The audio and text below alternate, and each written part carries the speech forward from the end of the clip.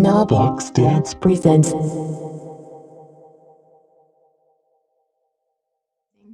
This is a digital trace, so I'm using an OBS Siphon receiver and camera, and it's just monitoring my difference. So every time I move, you can see me more, but if I'm super still, I go away.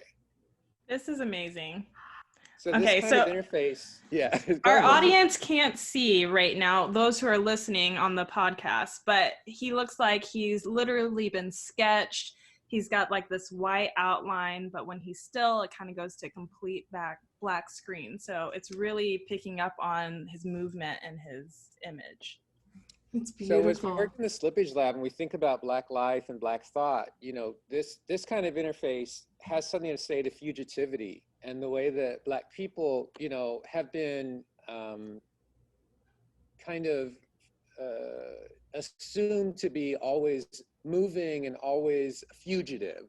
Like we don't get to sort of settle down and be someplace. We have to kind of keep moving and sort of stay out of the eyes of the popo or stay off the streets, and unless we're going to get sort of, you know, pushed back into hiding or something like that. So this concept of fugitivity, which is really important to a lot of cultural theorists over the last 10 years, we're looking for ways to kind of realize that through dance performance and interface design.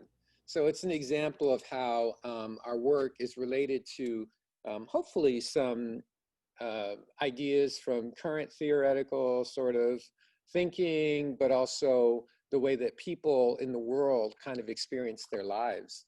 It's like sometimes you have to get really, really small when you're a Black person because, you know, the situation demands that. And we're all really good at that.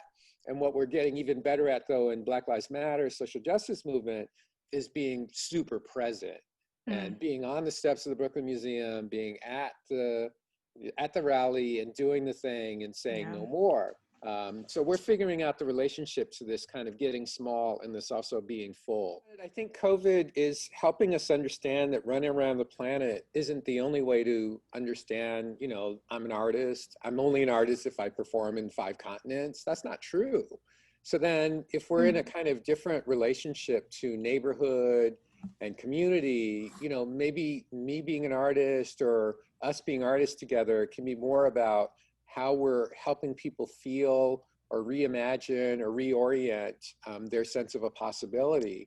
And then maybe we can do that kind of at home. Like we don't have to necessarily only count if we show work in Brooklyn or in Manhattan. We can actually count if we're showing work in Wilmington or in Greensboro or in Durham, where I live. Like that can be enough. You know, you got to keep doing your thing, and you got to keep feeding your passion for sure. And you know, yeah, I'm a fan, and go for it. You know, and reach out to people and ask questions because that's the only way there is. I'll never forget a friend of mine.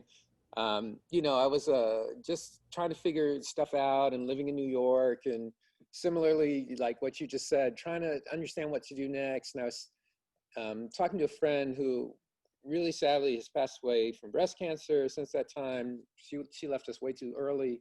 And I was saying, gee, I'm thinking about this and that. And she goes, well, you need to go be in the room. You have to put yourself in the path of the thing that you love. And I was like, oh, that's what it is. That's what it is. Oh my gosh. You got to go be there. So if you hear somebody's doing something that you think is interesting, you got to go be there. And, you know, under COVID, that means being there online and skulking people out and chasing them down, but you got to do it. There's the part where there's research that just hasn't been done or writing that really just hasn't been completed yet, because Black cultures tend to operate in time, and it's not straight time and not white time. It's its own time. It's very elliptical. It's nonlinear. But we tend to kind of embed our theoretical ideas in our practices. So it's always in the music, and the music is always in relationship to the dance in some sort of way. So, you know, our theoretical texts are in these many, many forms that circulate the planet. So CAD was formed to think about how to start writing some stuff down. And it really was among the first 12 founding members, thought of it as like a think tank for understanding how archive operates in Afro-diasporic movements. So that was one of the things that the group decided it wanted to do, and it turned to a lot of publications. There'll be some new publications coming out over the next couple of years, and this big conference, the conference seems to grow with original research. It's a biannual conference. The conference happens every 2 years.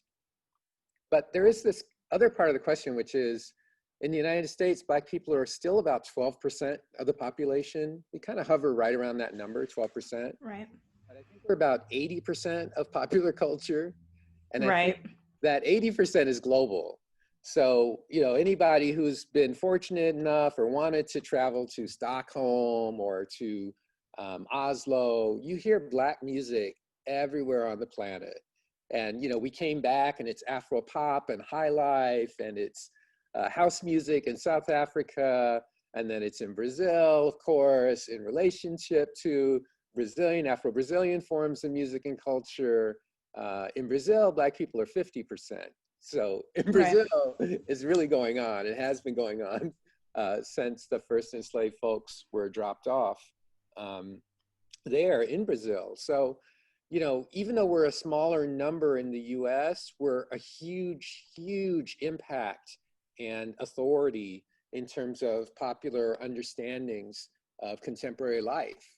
So it feels like those things are out of proportion, and that's part of what really matters about the scholarship and sharing it out. People are super curious, though. People want to understand better. You know, no one really wants to experience the horrors that were how the US got going, and the ongoing horrors that we still have now, with folks being shot up in their homes while they're asleep. You know, like, people all over the planet can understand something is very wrong in terms of how the US is unfolding. It's just not right. So people are really curious now to understand how the Lindy Hop managed to show up and become this swing revival amidst all of this sort of racialized violence and anti-Blackness.